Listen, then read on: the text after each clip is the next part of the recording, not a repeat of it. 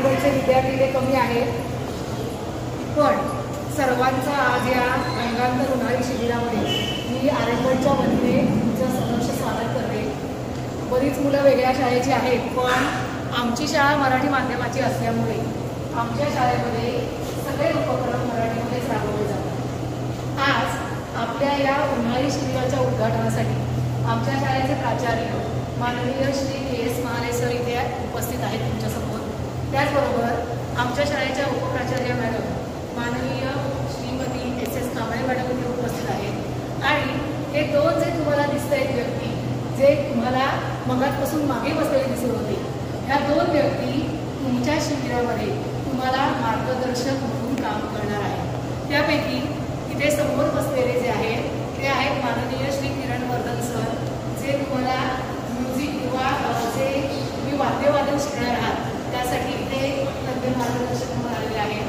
आणि दुसऱ्या बाजूला बसलेला आमचा दादाच आहे, जो आपला माजी विद्यार्थी आहे, तो आहे स्वप्नील माने. आणि म्हणजे माननीय श्री, कारण आज ते तज्ञ मार्गदर्शक म्हणून इथे आलेले आहेत. आणि ते तुम्हाला अभिनय, नाट्यकला, त्यांचे बरेचसे छोटे मोठे व्हिडिओ तुम्ही बघत असाल आणि मोठ्या मोठ्या चित्रपटांमध्ये त्यांनी बऱ्यापैकी लक्षात राहतील अशा भूमिका केलेल्या आहेत. तर तुम्हाला त्यांच्याकडनं अभिनयाचे धडे मिळणार आहेत. तर मी तुमचा जास्त वेळ घेणार नाही आहे. आमच्या शाळेचे प्राचार्य तुमच्याशी संवाद साधू इच्छितात. मी प्राचार्यांना विनंती करेन की त्यांनी विद्यार्थ्यांशी संवाद.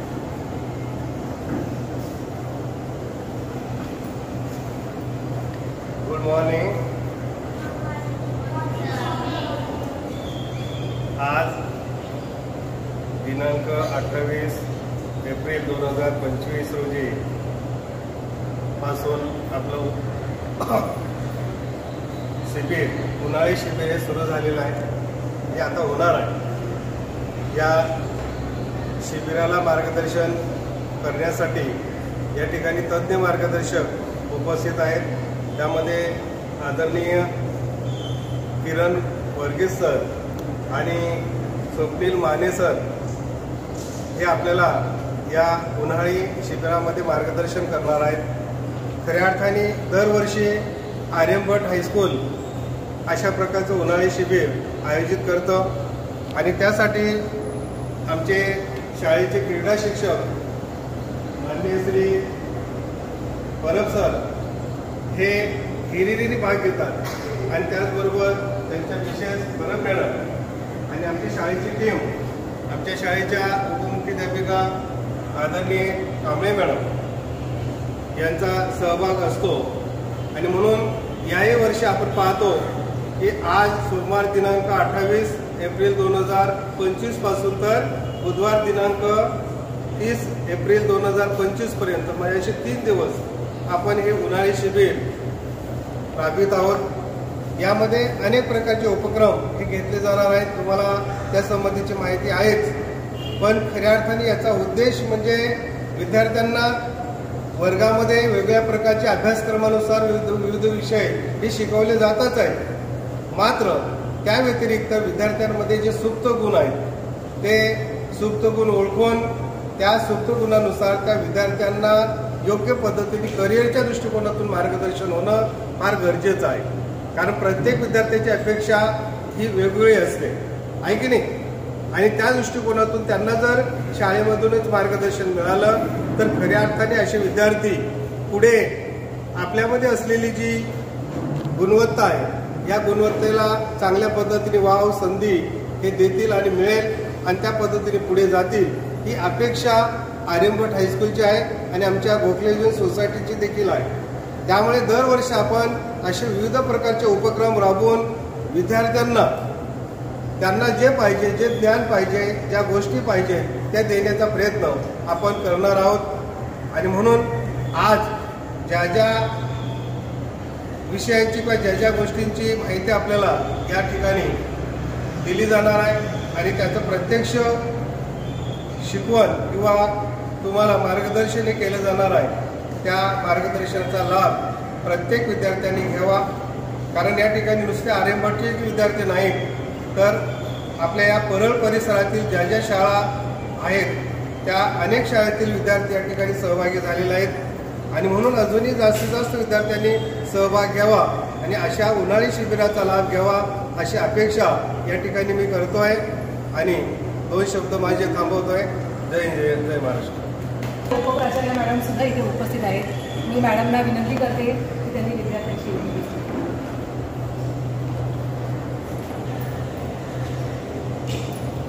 Good morning.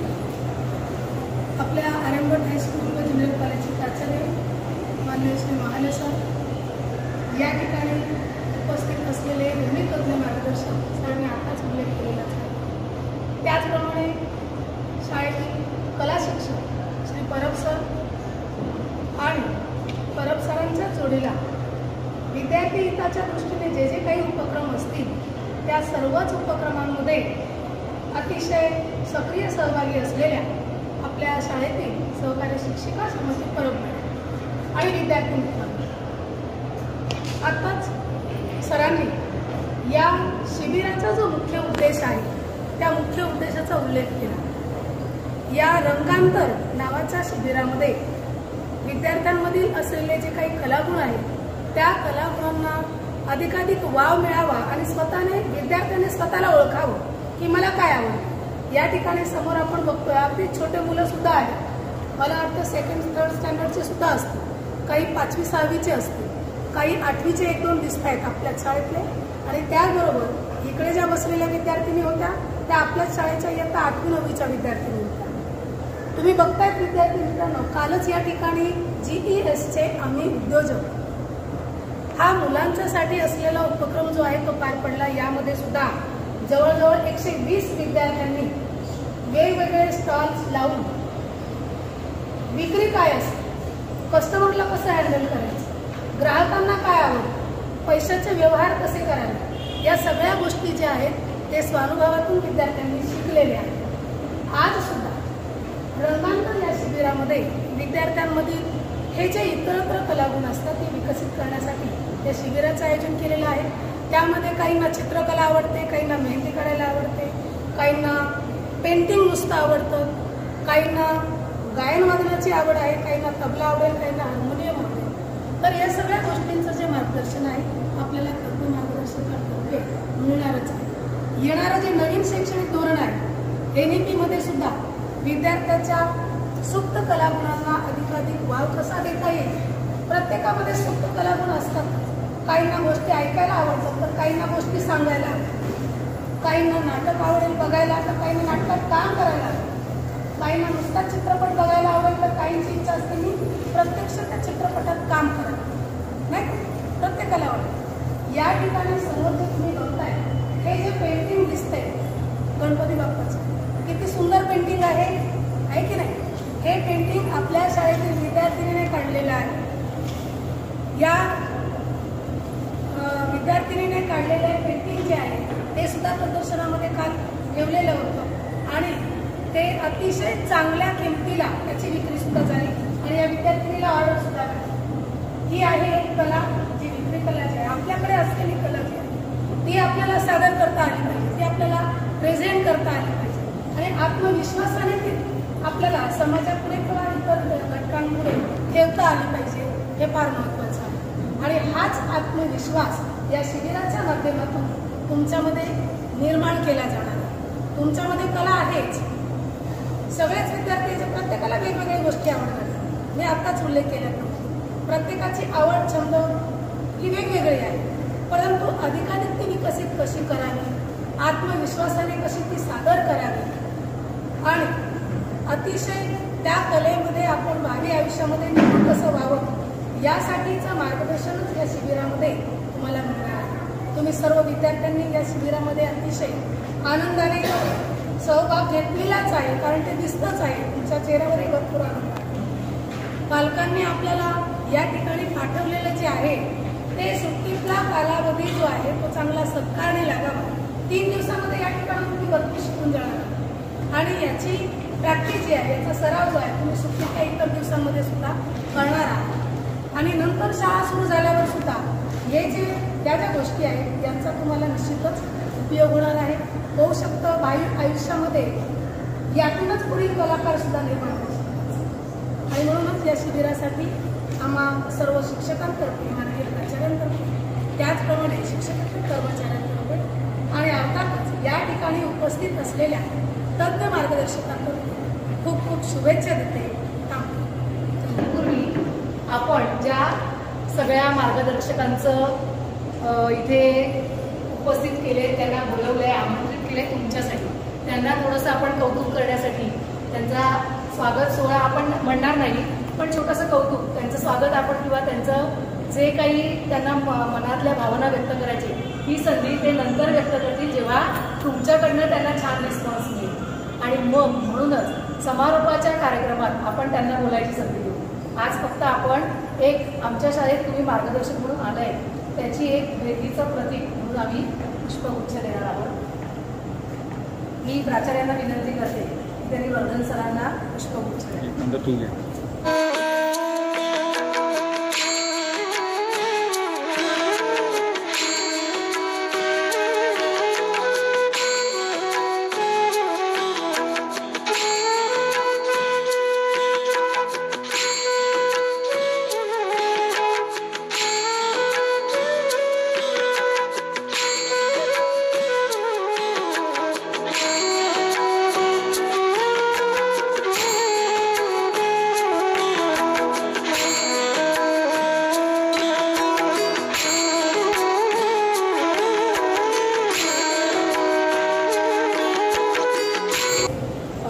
उपप्राचार्य आहेत, तुम्हाला शिकवणारे मार्गदर्शक हे बरेचसे आमचे विद्यार्थीच आहेत.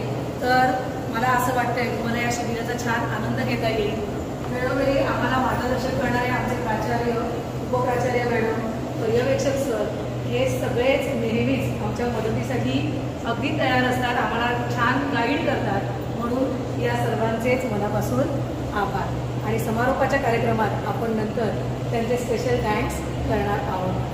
तर आज सरांच्या परवानगीने हा उद्घाटनाचा कार्यक्रम संपन्न होतोय असं मी जाहीर करतो. धन्यवाद. श्लोकाचा अर्थ फक्त मी तुम्हाला मराठीत थोडक्यात सांगते की आपण जे काही आता शिकणार आहोत ते शिकण्यासाठी तुम्हाला चांगली बुद्धी मिळावी आणि आम्ही जे शिकवणार आहोत त्यासाठी आम्हाला चांगली प्रेरणा मिळावी, यासाठी हा श्लोक आहे. सगळे काळजा माझ्या परिवारांना ओम सहनावतु सहनौ भुनक्तु सहवीर्यं कर्वावहै तेजस्विनावधितमस्तु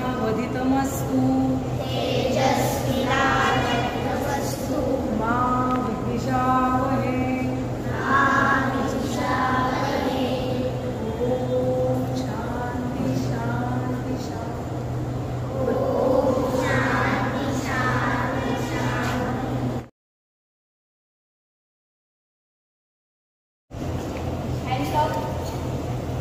Down, side, front, up, side, down.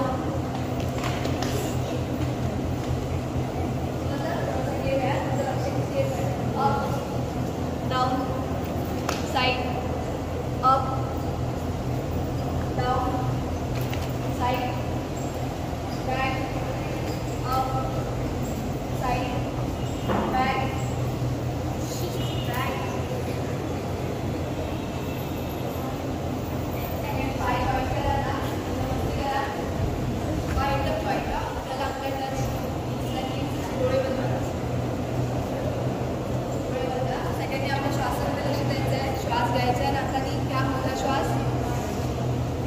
सावकाश सोडायचा नाकानेच.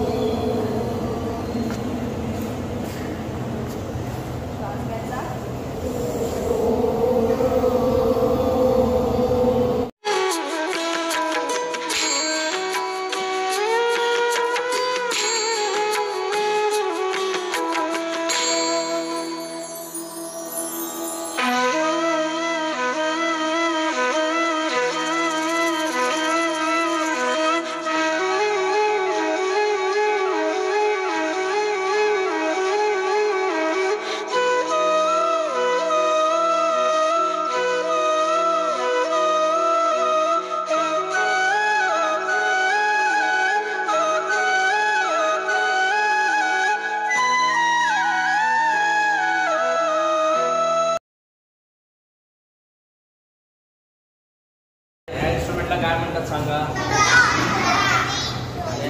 यांची दोघांची नावं सांगा. तबला कुठे आहे? तबला कुठचं?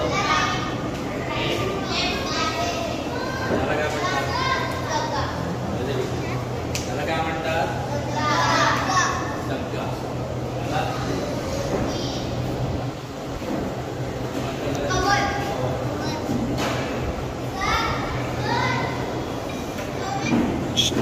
कोणाकोणाला तबला येतं? तुला येतं? तुला वा तुला पण येतं? हो तुला पण येतं. आणि कोणाला येतं? बरं तबल्याची अजून काय माहिती आहे तुम्हाला सांगा. मला शिकवा. हे गादी. Very good. आणि याला काय म्हणतात? हातोडी. काय हे कशासाठी वापरतात? बिल्डिंग कसं करतात? असं कसं? याला काय म्हणतात? गट्टा. याला काय म्हणतात? गजरा. गजरा का गजरा म्हणतात? असं मेंढल्यासारखं असतं ना. बरोबर. याला काय म्हणतात? चाटी. याला म्हणतात चाटी. हा गजरा.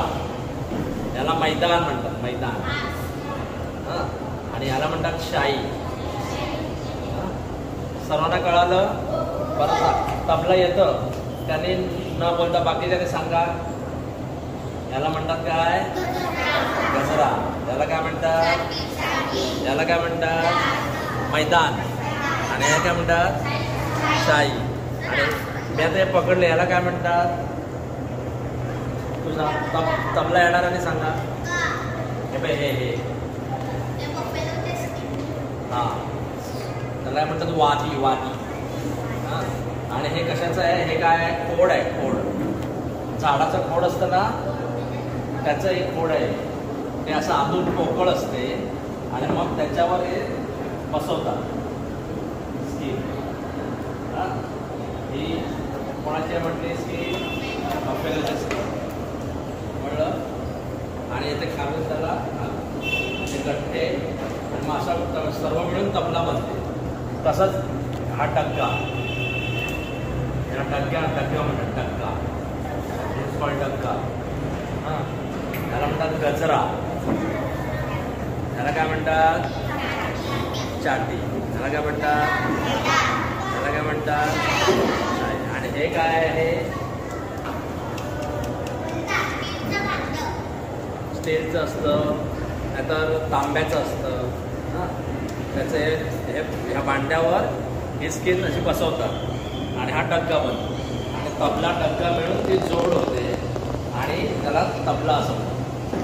बरं तबला कसं निर्माण झाला माहीत आहे का?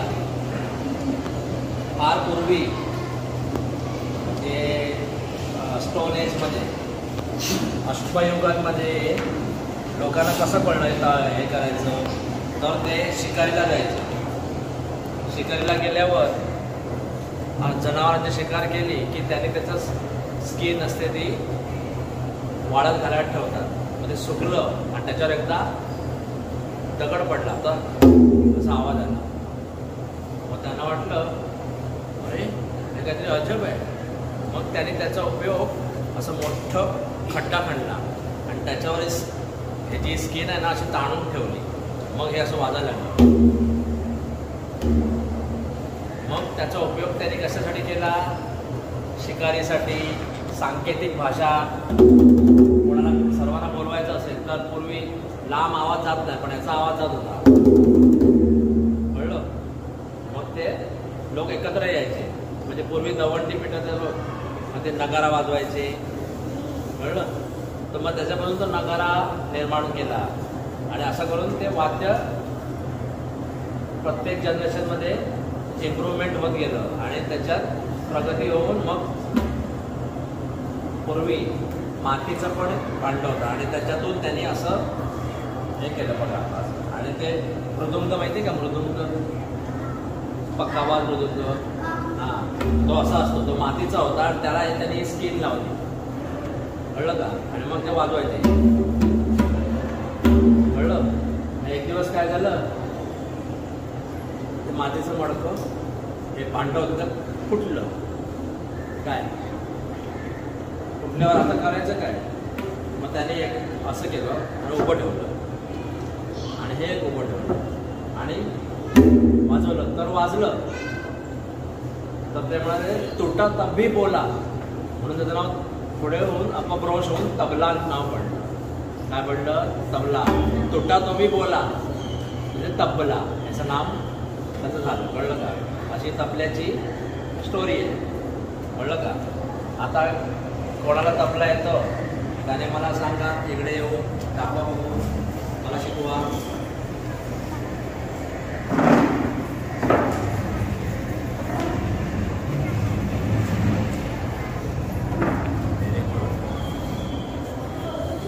दाखव कसं हात ठेवतात.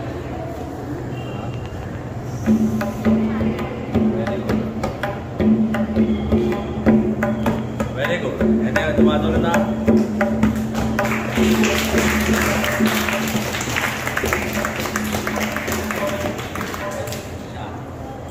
आता त्याला तबला येतं म्हणून त्याने वाजवलं. अजून कोणतरी म्हणाला तबला येतं. कोण? या ओके ठीक आहे. तर तबला कसा वाजवायचा असतो आता त्याने वाजवला बघा. तुम्हाला मजा वाटते की तुला येतो? तुला येतं? हे दोन बोटावर फिक्स.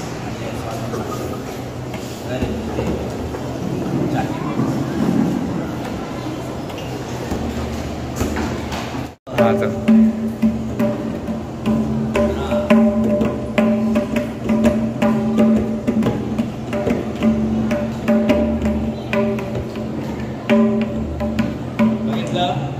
अजून कोणाला ट्राय करायचं आहे? Very good.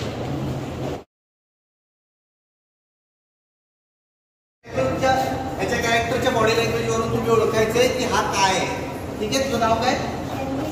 मोठ्याने सांगता ना. माझं नाव शर्विन. तुझं नाव काय? दादर फारसी युथ असेंब्ली हायस्कूल. ओके. आता तू ऍक्टिंग स्टार्ट करायची आणि ते लोक ओळखणार. बोलायचं नाही. Okay start. ओके चल. दुसरा कोण आहे? आता तुम्ही कुठल्या तरी कॅरेक्टरची ऍक्टिंग करायची. कॅरेक्टर हा आहे.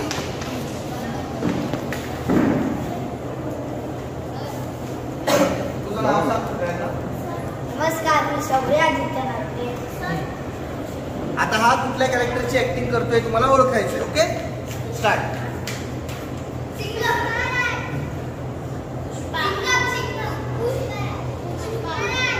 कॅरेक्टर काय? कॅरेक्टर काय? तो शाळेतला मुलगा आहे. कोण आहे? कर कर कर ऍक्टिंग. काय करतोय तो? काय करतोय तो? ऑब्झर्व करा. ऑब्झर्व करा. काय करतोय तो? कर.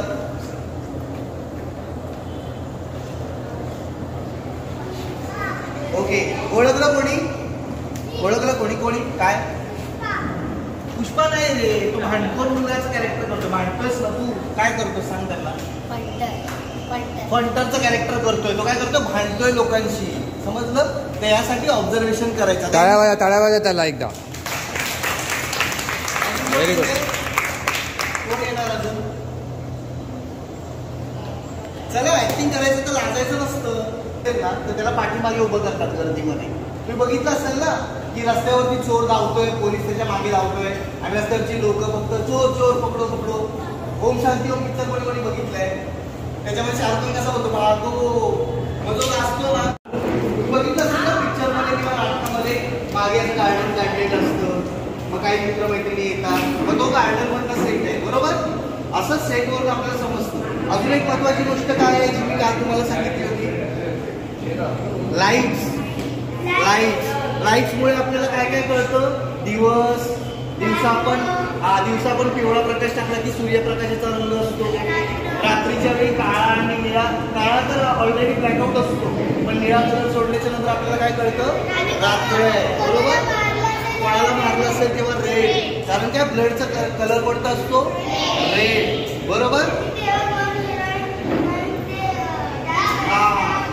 हा जेव्हा छान छान चालू असतो तेव्हा पिंक कलर. कळालं? असं कलरचं त्यात महत्व आहे. त्याच्यासोबत अजून एक महत्वाची गोष्ट काय असते नाटकात सांगा तुम्ही. मूवीमध्ये पण महत्वाची गोष्ट असते नाही सेट मध्ये झालं म्युझिक. म्युझिक जेव्हा तुम्ही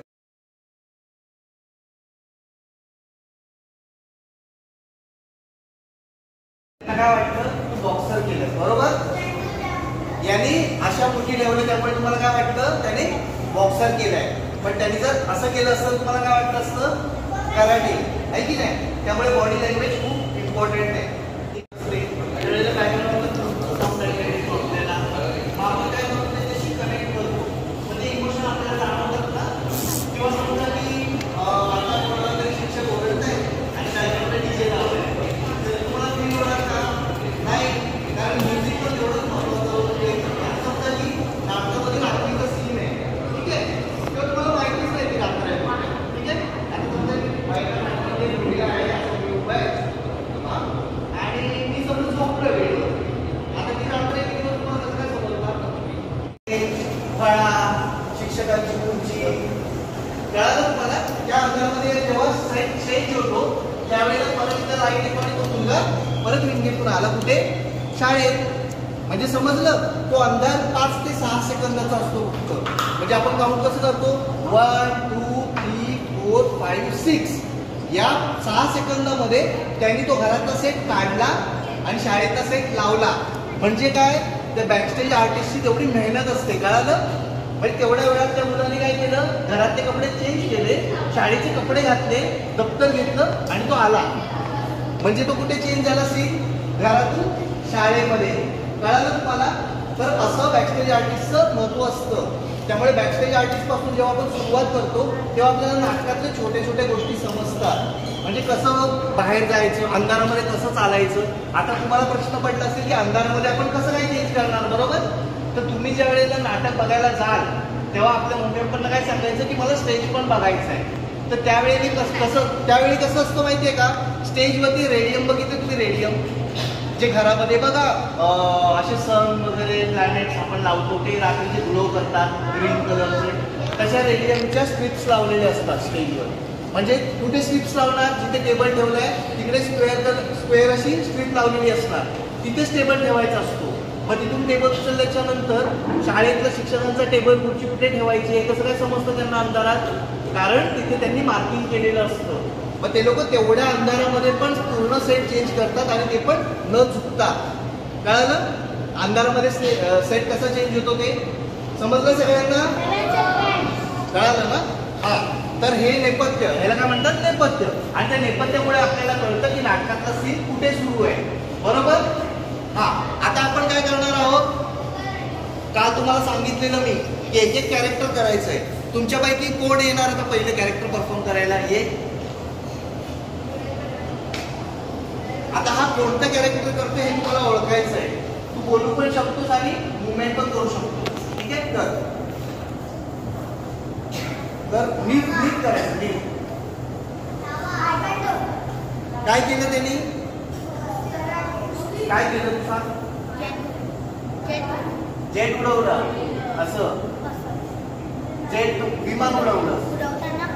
ओके ओके ठीक आहे जाऊ. याच्यासाठी टाळ्या वाजवा. अजून कोण आहे अजून कोण आहे त्यांनी कॅरेक्टर ऑब्झर्वेशन केलंय ये पटकन. कॅरेक्टर ऑब्झर्व करताना नेहमी गोष्ट लक्षात ठेवायची त्याच्या छोट्या छोट्या गोष्टी आपण करू शकतो का कळालं. ओके हे कुठे बघितलंस टीव्ही मध्ये ठीक आहे. मी तुम्हाला काय सांगितलेलं रस्त्यावरती जाताना कॅरेक्टर तुम्हाला बघायचं आहे. तू केलंय ये बॅक कार्ड. रस्त्यावरती जाताना आपण काय कॅरेक्टर ऑब्झर्व केलंय तर हा याने काय बघितलंय रस्त्यावरती जाताना कोण सांगेल. काय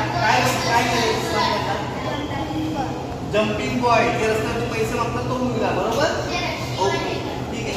आता मी तुम्हाला एक महत्वाची गोष्ट सांगतो. ज्या वेळेला नाटकामध्ये माईम प्रकार असतो माईम MIME माईम ठीक आहे. आता नाटकामध्ये आपल्याला समजा की तुम्हाला काही गोष्टी वापरायच्या नसतात. फॉर एक्झाम्पल मी आता इथे उभा आहे आणि माझ्या खिशात मोबाईल नाहीये आणि मला फोन आला तर मी काय करणार, असा फोन काढणार, असा अनलॉक करणार आणि असा बोलणार, हॅलो हा कोण बोलतंय, ओके ओके ठीक आहे मी पोहोचतोय. मग मी असा हात सोडून दिला, काय झालं, फोन पडला बरोबर. माझ्या फोन हातात होता का, नाही, पण मी तुम्हाला असं जाणवून दिलं की मी खिशातून फोन काढला, फोन रिसीव्ह केला, बोललो आणि फोन कट करून फोन पुन्हा खिशामध्ये ठेवला. पण अशामध्ये काय असतं, जेव्हा आपल्या हातात गोष्टी नसतात काही गोष्टी, तेव्हा आपल्याला ते इमॅजिन करायचं असतं. कळालं, इमॅजिन करायचं असतं. आता नाटकात ती गोष्ट कशी सोपी असते, आपण एक ऍक्टर असतो, आपल्यासमोर दुसरा ऍक्टर असतो, आपण त्याच्याशी बोलतो. पण तुम्हाला एक गोष्ट माहिती आहे का, सिरियल आपण बघतो किंवा मूवी आणि विलन पण तिथे उभे आहेत का, तर ते तिथे उभे नसतात, तो फक्त हिरो उभा असतो आणि ते लोक आपापलं रेस्ट करत असतात किंवा जेवण जेवत असतात किंवा ते लोक आराम करत असतात. ते लोक पूर्ण वेळ तिथे उभे राहू शकतात का, नाही.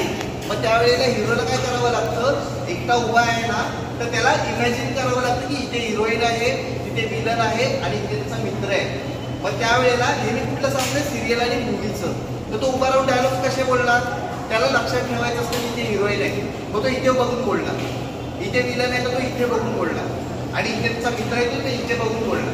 म्हणजे तिघांचे त्याचे लुक्स ठरलेले असतात, तो इथेच बघून बोलला पाहिजे, तो इथेच बघून बोलला पाहिजे आणि इथेच बघून बोलला पाहिजे. ह्याच्या बाहेर तो बघू शकतो का, नाही. मग आता ह्याचं शूटिंग झालं की ती हिरोईन आली, मग त्यावेळेला पण इथे कोणी नाहीये, मग त्या हिरोईनला त्या बाकीच्या लोकांना इमॅजिन करावं लागतं. म्हणजे समोर कोणी नसेल तरी पण आपल्याला त्याच इमोशन मध्ये डायलॉग्स ठेवायचे. ठीक आहे, मी जे इन्स्ट्रक्शन दिले ते लक्ष ठेवायचे. तुम्हाला बघायचंय ना रॅपिड ऍक्टिंग कशी करायची असते, ठीक आहे. तुम्ही फोकस करा समोर, पापण्या मिटली म्हणजे मध्ये मध्ये तुमचं जे नॅचरल आहे पापण्या मिटलं वगैरे ते झालं तरी चालेल. तुम्हाला हाताची मुवमेंट करायची, हाताची मुवमेंट तुम्ही करू शकता. ठीक आहे, समोर बघा, कॉन्सन्ट्रेशन करा. ठीक आहे, मला काउंट करा कॉन्सन्ट्रेशन करण्यासाठी. 10, 9, 8, 7, 6, 5, 4, 3, 2, 1. समोर फोकस करा, लक्ष द्या. समोर तुमचे पेरेंट्स उभे आहेत, तुमच्या पेरेंट्सने तुम्हाला आता बोर्डिंगला टाकलेलं आहे आणि तुम्हाला बोर्डिंगला सोडून पेरेंट्स चालले. पेरेंट्स तुम्हाला कधीच घरी घेऊन जाणार नाहीये, समजलं, कारण तुम्ही खूप मस्ती करता. समोर लक्ष ठेवा, पेरेंट्स तुमच्या मित्रांकडे अजिबात बघायचं नाहीये, समोर बघायचंय. लक्ष द्या, तुमचे आई वडील तुम्हाला परत कधीच भेटणार नाही, कारण ते तुम्हाला कायमचं इथे सोडून निघून जाणार आहे. तुम्ही लक्षात ठेवा की लहानपणापासून आई तुम्हाला कशी शाळेत घेऊन येते, कशी शाळेत सोडते, आई बाबा आपले लाड कसे करतात. आता आपले आई बाबा आपले लाड कधीच करणार नाही, कारण आई बाबांना आपला कंटाळा आलाय. आई बाबा आपल्याला परत कधीच भेटणार नाही. विचार करा, ज्यांना आई वडील नाहीये त्या मुलांना आई वडिलांची किती आठवण येत असेल, खूप आठवण येत असेल. आपल्याकडे आई बाबा असून आपण त्यांचा विचार करतो का, आपण फक्त हट्टच करत आलोय. आई बाबा मला घरी घेऊन जा, मी तुम्हाला त्रास कधीच देणार नाही. आणि आई बाबा निघून चालले, आई बाबा तुमचं ऐकतच नाहीये, ऐकतच नाहीये आई बाबा, आणि तुम्हाला कायम सोडून निघून गेले. Okay, done. काय आवाज करायची, आले की नाही आणायला, राईट, नाईस नाईस नाईस. काय वाजवायचं काही सगळ्यांनी लागेल कसा, समजलं, समजलं. ऍक्टिंग कशी करायची असते, ऍक्टिंग करताना नेहमी आपल्या मनामध्ये आपण इमॅजिन करायचं असतं.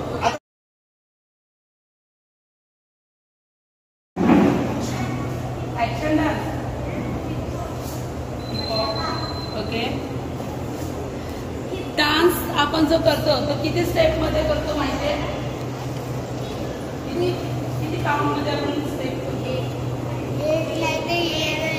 एक काउंट. मग एक काउंट का करतात माहितीये तुम्हाला, सर्वांना ते माहितीये का एक काउंट का असतात ते, नाही. गाण्यामध्ये सूर किती आहे, म्हणजे आपण जे शिकतो, संगीत शिकतो तेव्हा काय बोलतो, सा रे ग म प द मी सा, किती आहे, 8. आपण डान्स करताना पण स्टेप कोणत्या बीट्समध्ये घेतो? 8 बीट्समध्ये. सगळ्यांच्या लक्षात राहील? मी विचारेन परत, तेव्हा लक्षात राहील का? किती स्टेपमध्ये? 8 स्टेपमध्ये. आपली मुवमेंट एकदा 4 स्टेपमध्ये चेंज होते किंवा 8 स्टेपमध्ये चेंज होते. तर 1 2 3 4, नाहीतर 1 2 3 4 5 6 7. डान्सचे पण देव आहेत. त्यांचं नाव माहिती आहे तुम्हाला? काय बोलतात? काय बोलतात? कोणालाच नाही माहिती? कुणालाही माहित नाही? कथकमध्ये नमस्कार करतात. नटराजची मूर्ती नसते का? नटराज देव आहेत हे आपले नृत्याचे देव आहेत. कळलं का? ओके. आणि आपण पहिले हे डान्सची सुरुवात करताना काय करणार? नमस्कार करणार. तर प्रत्येकाचं वेगवेगळ्या पद्धतीने नमस्कार असतो. आता ही जे दाखवेल ही कथकमध्ये करणार आहे. दाखव त्यांना मोठ्या.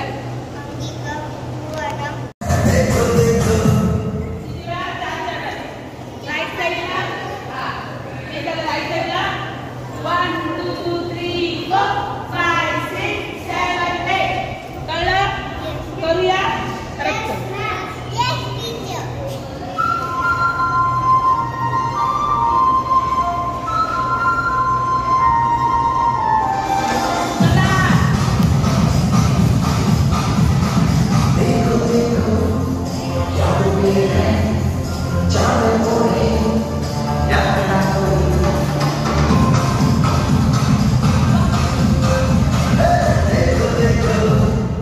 मनामध्ये तुम्ही काउंट करा. 1 2 3 4 5 6 7 8. आता परत आहे.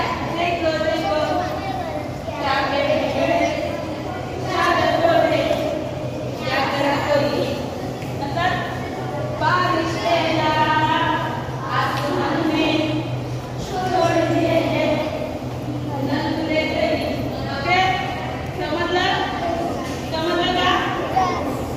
बारिश वरतून पाऊस कसा पडतो? रिमझिम. तर करणार हातात हात शेकचे. बारिश आसमान में छोड़ दिए. लेफ्ट साइड छोड़ दिए नल तुले गई. नळ बोला. असं नळ बोलतो ना आपण. ओके करूया.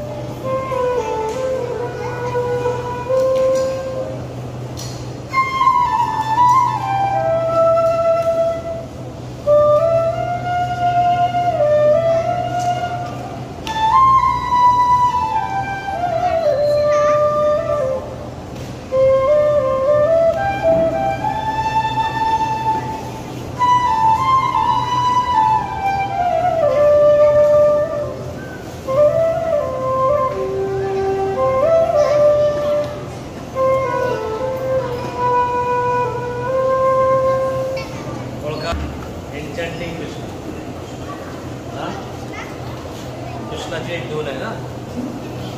चल आता ये ट्राय कर. अजून कोणाला ट्राय करायची आहे? ट्राय कर.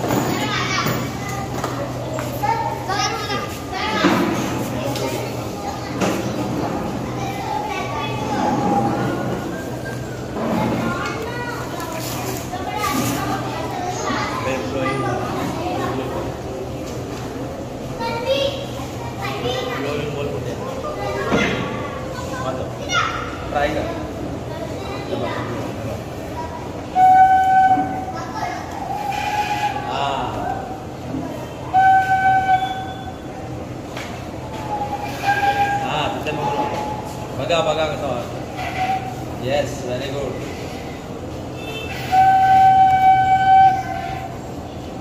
जरा टेकवायची. इथे टेक, इथे टेक.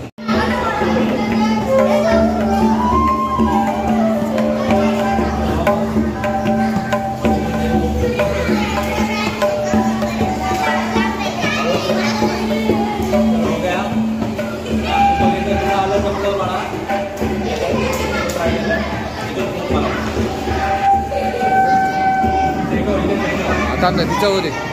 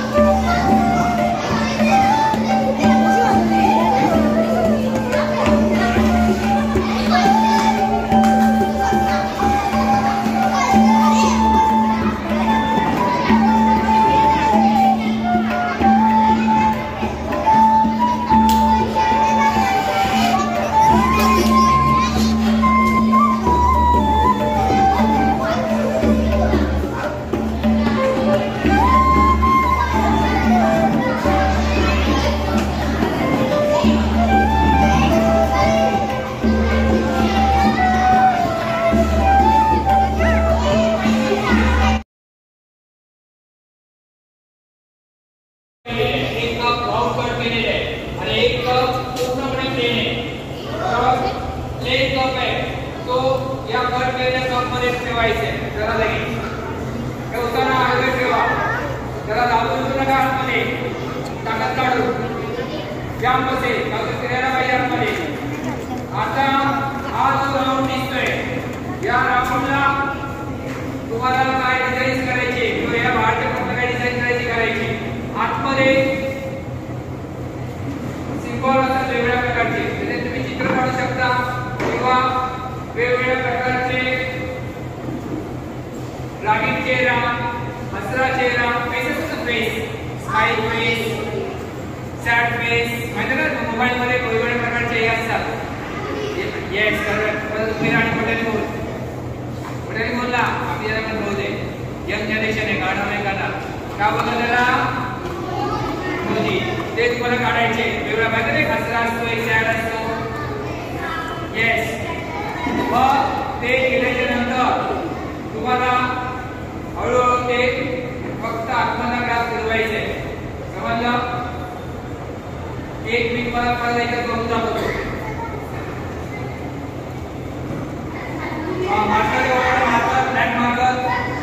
बस आता लक्ष इकडे माझ्याकडे.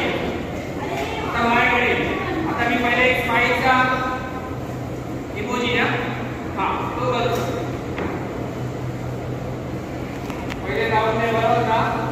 अरे हा राऊंड बरोबर आहे का? यंग जनरेशन बरोबर आहे का? डोळे बघा इकडे. बघा इकडे. बरोबर आहे. फक्त वरचा भाग आता काय करायचं नंतर फिरवायचे. थोडा फिरवला तुम्हाला इथे दिसतंय. आम्हाला दिसतोय का? हा मग जरासा पुढे आला की इकडे तुम्ही दुसरा प्रकार इमोजी करू शकता. हा तो झाला की जरा पुढे यायचं तिसरा करू शकता. चौथा बदल असेल तर चौथा करू शकता. समजलं? बघा परत एकदा स्माइल चेहरा येतोय का? बघा हळू आला.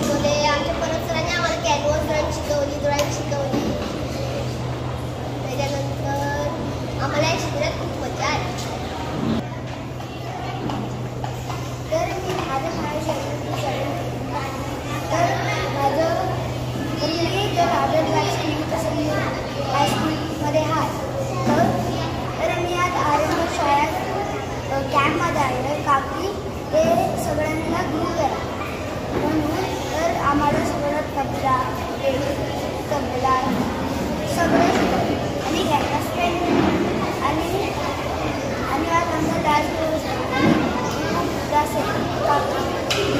आज आरंभ शाळेला गरजली नाही सेकंड कॅम्पला आम्ही येते म्हणून मी मग परत मला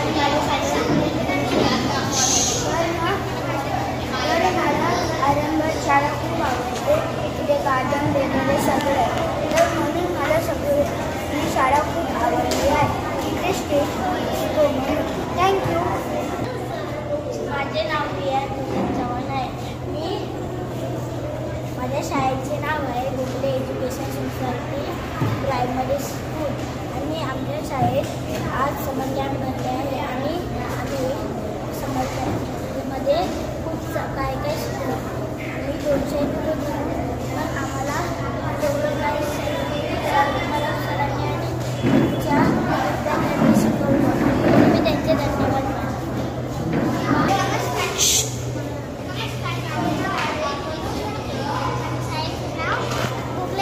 सोसायटी प्राथमिक शाळा आम्ही या शिबिरात आलो. या शिबिरात ड्रॉइंग, हस्तकला, योगा, तबला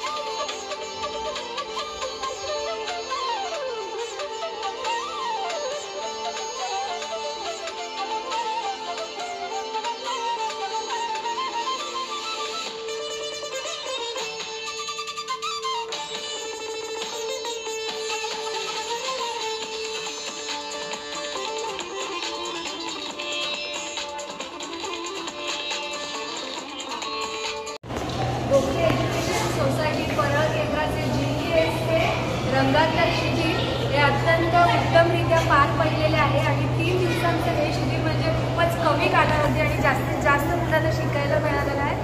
आणि खरंच आमची अशी इच्छा असेल की हे वारंवार होत राहिलं पाहिजे, कारण यातूनच मुलं घडत असतात, अनेक कलागुणांना त्यांच्या वाव मिळत असतो. आणि खरोखर मी इथल्या सर्व शिक्षकांची, स्पेशली परब सरांची कृतज्ञता व्यक्त करते, कारण खरोखरच मुलांमध्ये इम्प्रूव्हमेंट दिसते आहे, त्यांच्यातली आवड ही जोपासली जाते. आणि तुम्ही परत हे शिबिर राबवा आणि आम्ही परत येत राहू. खूप खूप धन्यवाद सर्व टीमचे आणि परब सरांचे. शिबिर ह्यामध्ये बोलायचं झालं खूप छान झाला प्रोग्राम हा सगळा. म्हणजे मुली जरी मोठी असेल पण तिला ते ड्रॉइंगचं किंवा हस्तकला सगळं तिला शिकवण्यात झालं आणि असं प्रोग्राम छान छान होत राहावे असं माझी इच्छा आहे. म्हणजे अमित सरांनी खूपच छान प्रोग्राम आयोजन केला होता, अजून परत व्हावेत